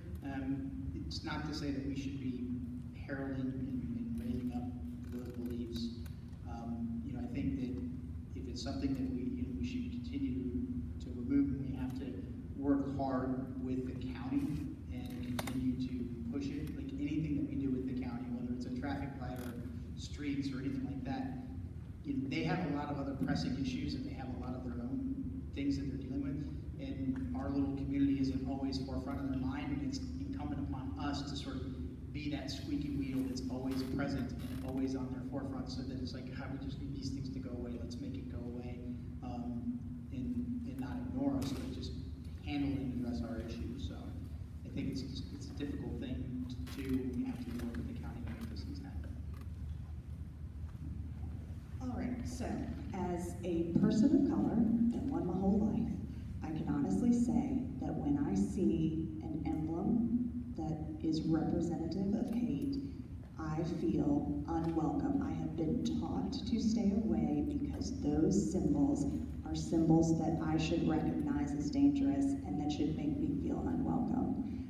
That being said, I also understand, because I'm very pragmatic about these things, that although that albatross is a symbol of hate, let's just call it what it is, it's a symbol of hate, and it was erected to intimidate people, there are issues going on in the city of Decatur that we can actually address and fix while we can't butt our heads against a wall and knock down that thing. We can absolutely address the educational debt that our students of color are experiencing in the school system. We can take immediate action on correcting that. We can take immediate action on making sure that our elders are well taken care of in the sense that they can stay in their own homes. So I appreciate the fact that there are members of the community who are so disgusted by that statue that they feel that it needs to be removed immediately. But that being said, I think that if we can actually protect the children of color who live in this community and make sure they're getting an equal education, all of them, we'd be doing a greater service to this community and to the nation. So just a couple of things that have happened. We have a great community, a community full of activists, and one of the things that through the Beacon Hill Alliance, as well as the county and others, we now have some contextualization on that plaque that tells a different story. It tells a story about what that plaque really means to those that it offends. So that was the first step, and that was a real struggle to get to that point. Until we could change the state legislature, who has forbidden any city to do anything with any monument in this state. Until we change that, and there's dialogue on, but until we change that, there are tools in our toolbox that we can use to put up visual markers that say what that is and what it represents. So if you have not gone by there to see it, it was dedicated about a month ago. Please go by and see it, because it now provides some context. This is a tough one for me, because I just tell people what I feel, and I stand by what I say. And it's a stain, it needs to go. And I realize it belongs to the state has said you can't touch it. I don't care. I personally don't care. It needs to go. You know, at a minimum, we should put a declaration out. Why don't we have a commission meeting out there once a year and talk about it and stand around it and say this thing needs to go? We can do something about this. We live in the United States of America. People in this room can do something about this. So I don't like the idea, and I get it, right? There's a county we have to deal with, there's a state we have to deal with, there are laws we have to deal with. Doesn't mean we have to like it. It's a state. I can't think of anybody, and my family came from up north, so I fought on the other side, but you know, if I was a southern white man, I don't know of anybody down here who could say, you know, I really want to put up a monument for my great-great-great-grandfather who I never knew and don't really know anything about because they died in the war.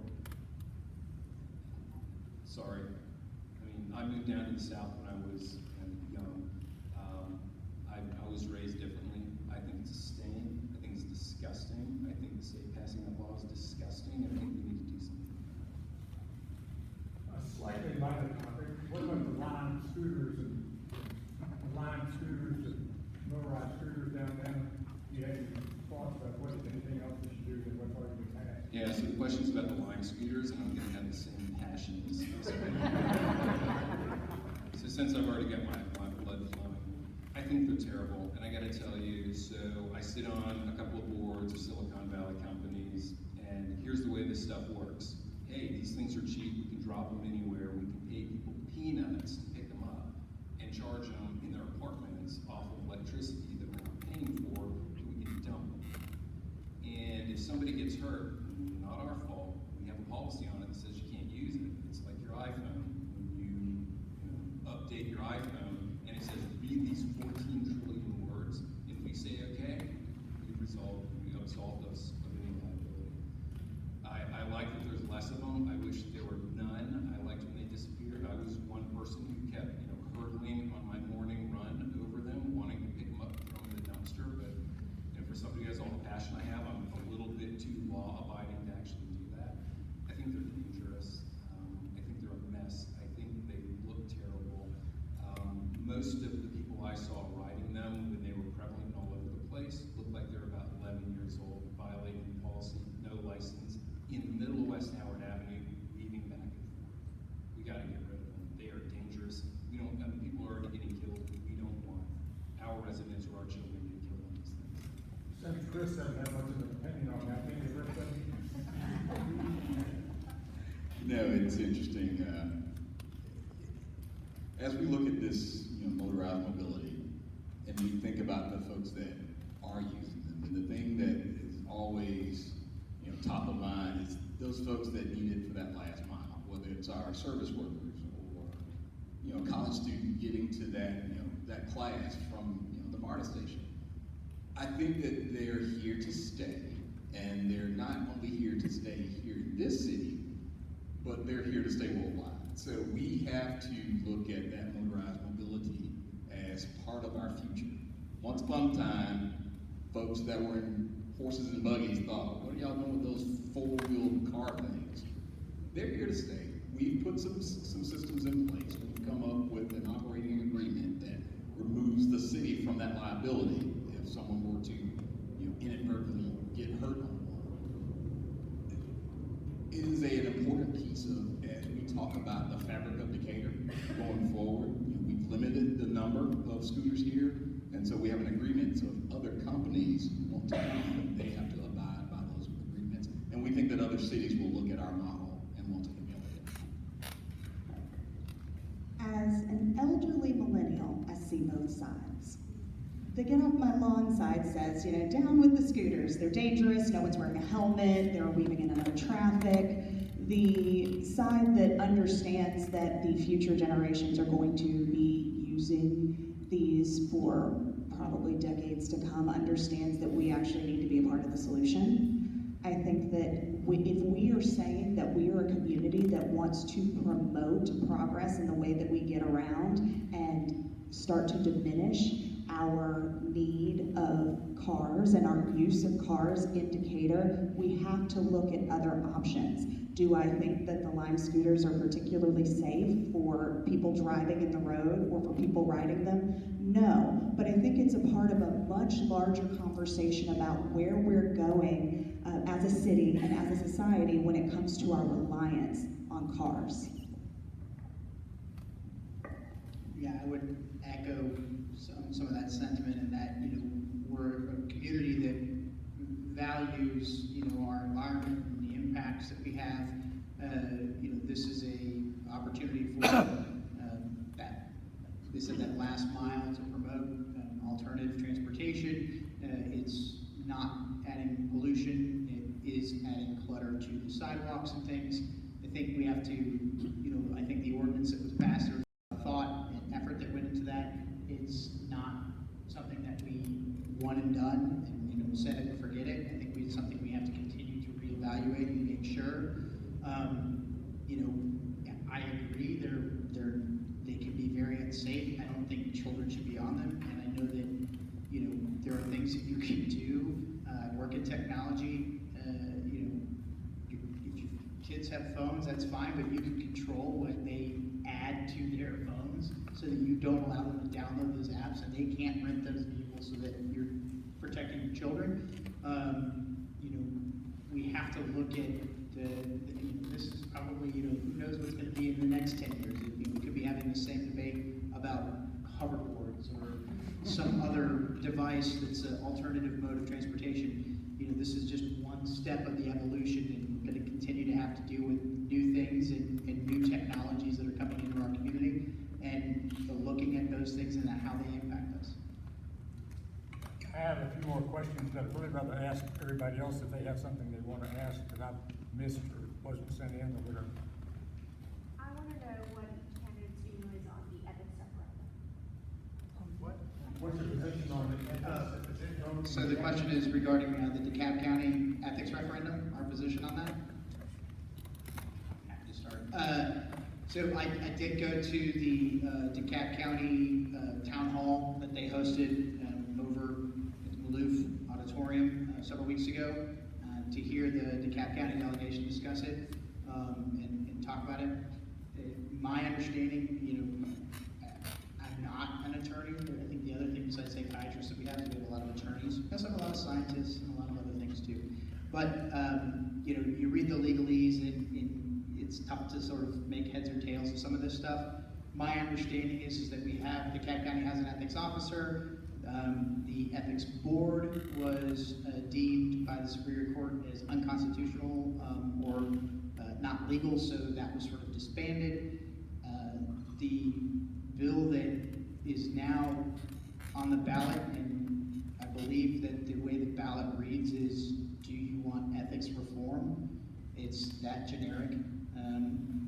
The issue is more about how, what I understand is that it's actually not a very good piece of legislation in terms of working for those who work for the county. It forces employees who see ethical issues to work through their own sort of chain of command and reporting structure, and cannot go directly to the ethics commission or commissioners if they find something unethical. And that would mean even if your superior is doing something unethical, you still have to kind of go through them and through HR, and I think that's inhibiting. If we see unethical behavior, we should be able to report it to an independent body, and outside of that, so personally, I'm not in favor.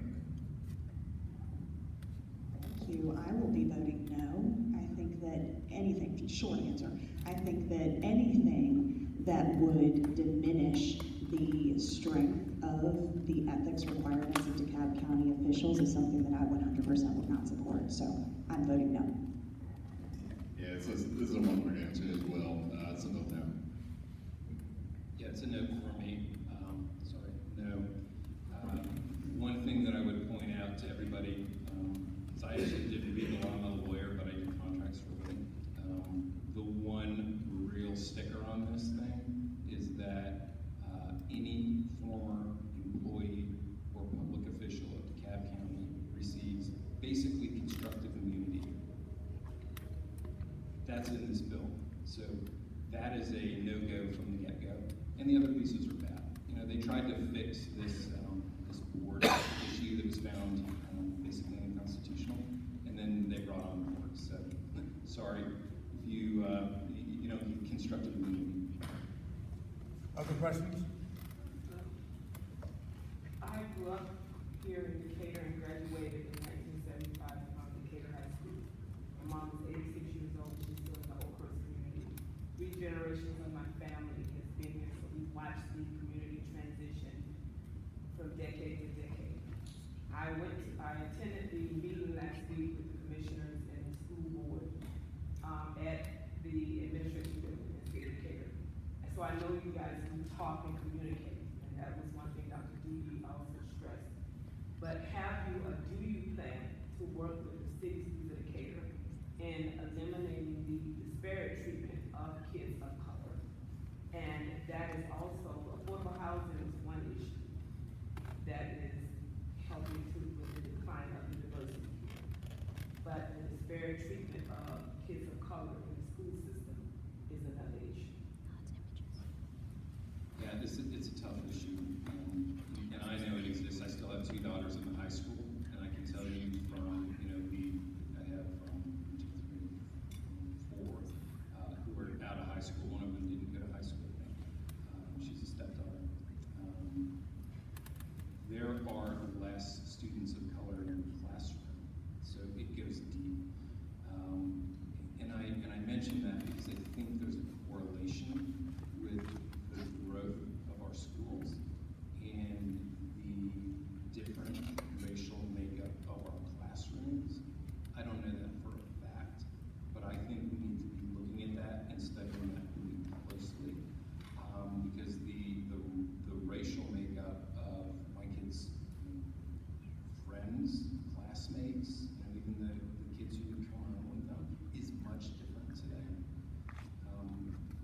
I like that you mentioned this is really sort of in the purview of the school board, but the city absolutely needs to be addressing this, perhaps in additional work sessions. This is something we've got to figure out. The treatment of the students, I'm hearing about it from my own daughters. So it is an issue that we need to spend some time. I'll absolutely collaborate and work with my counterparts on the school board. We have an elected school body. That is their charge.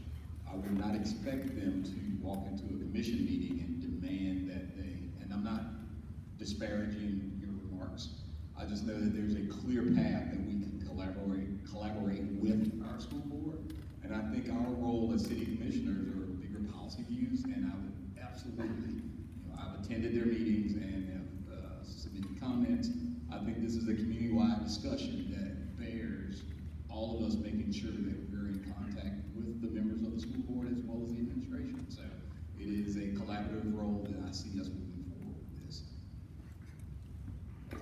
I will answer this question less as a candidate, more as a parent. I think that we need to recognize that there is an unconscious bias that is projected on students, particularly students of color, not just in our school systems, but systematically. And we have to be very brave as a community to first recognize that that is a problem and then take the steps to address it. While that is not necessarily in our purview to manage as commissioners, and it's more in the purview of the school board to manage, we as citizens, we as parents, we as community members, all need to make sure that whatever issues our students are experiencing when it comes to unconscious bias are being addressed, and that our teachers are receiving the appropriate training that they need to be equipped to overcome that obstacle.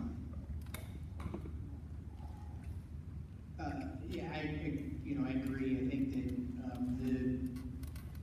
the fact that you have to admit that there's an issue, and I think that we, as a community, pretty much are prepared to say that there's a problem with that. Things that we can do as commissioners, again, it is somewhat limited, but I think that we can help and guide and advise. I had an opportunity to participate in a training session that was sort of an abbreviated session of the officers received a much longer training on unconscious bias and understanding and reacting to those things. And so that was training that the city's paid for the officers. I think that, looking at those types of programs, there's got to be, looking at finding programs like that to help educate and teach our teachers, show them that these things exist and that these things are occurring, so that we can help work to eliminate it and make sure that this isn't happening. The diversity in our community is, there's an old saying that, if both, we're usually referring to a marriage, if both of you always agree one of you isn't necessary, together, we're all the same, then we're not going to make any progress. It's different backgrounds, different ideas, and things like that. And we have to respect all of those opinions and who we are and those individuals and their experiences and learn from those. And so we shouldn't be disparaging them in that respect. We've got like a minute to give our last minute remark. Looks like they have some more questions.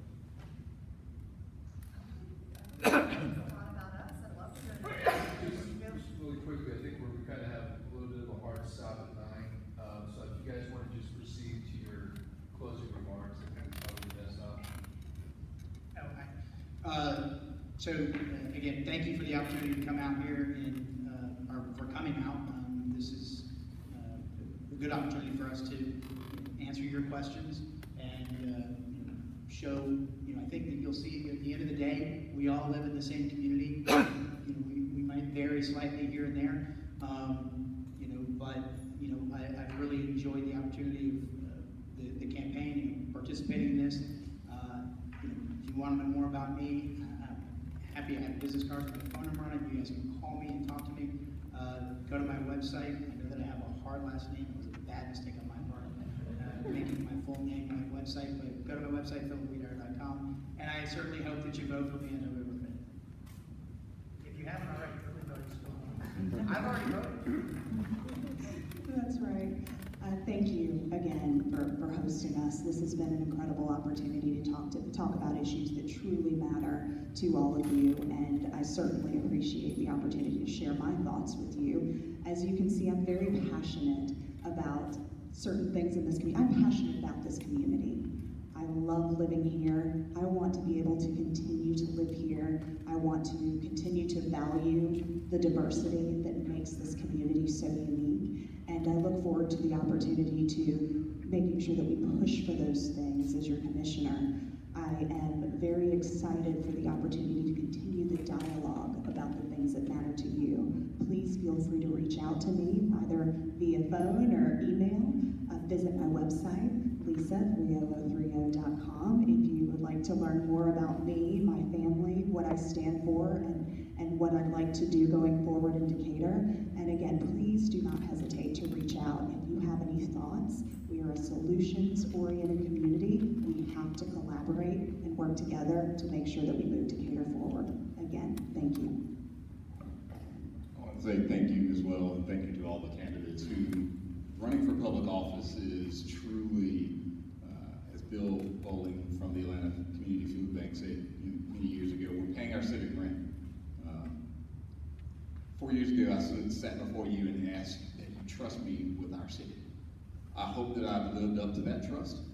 We have done some amazing things in the last 4 years, one of which is the purchase of the 77-acre Legacy Park, which was the former children's home, which is something that will serve our city for generations to come. But the main thing about me is I'm an accessible person. I've always stepped up when there was a need, or whether there wasn't a need.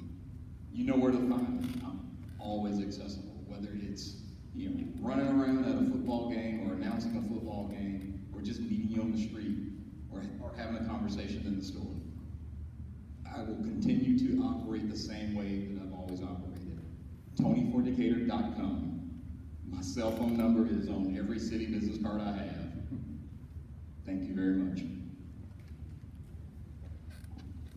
I'll say thank you as well. I would tell you that this last 8 weeks or so of campaigning since we all qualified, it's been eye-opening. I thought I had a lot of friends in Decatur, and I did have a lot of friends in Decatur.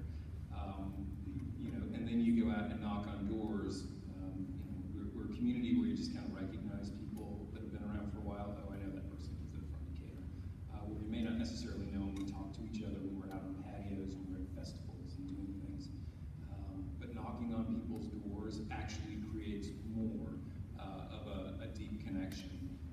And so I really appreciate this. I've been into this thinking, what am I going to learn? I've never run for office before.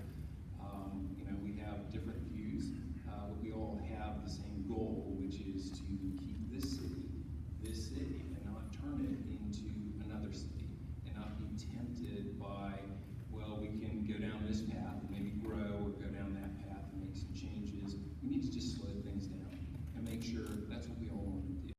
So I've heard a lot of different stories in the last 8 weeks. I've been trying to figure out since the beginning how to tell this joke, but there's my favorite writer, Jack Candy, so I just sort of paraphrase it, that when you go out and you're canvassing, the faces of our residents can speak 1,000 words, especially the mouth part of the face.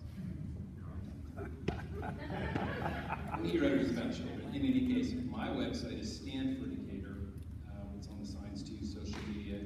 I'm happy to talk to anybody all the way up until Tuesday, even if you already voted.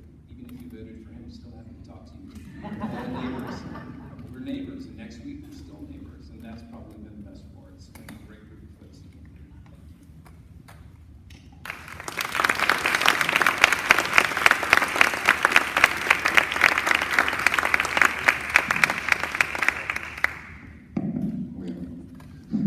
Well, I just wanted to give a couple of thanks to everybody who's here tonight, most specifically the candidates who are running for the city commission. I think a lot of people take it for granted, but what these guys and women do is a pretty intense undertaking. You have to sacrifice a lot of time with your family. You have to have a pretty masochistic personality, which is the ability to absorb pain and torture. But I think we should give them all another round of applause for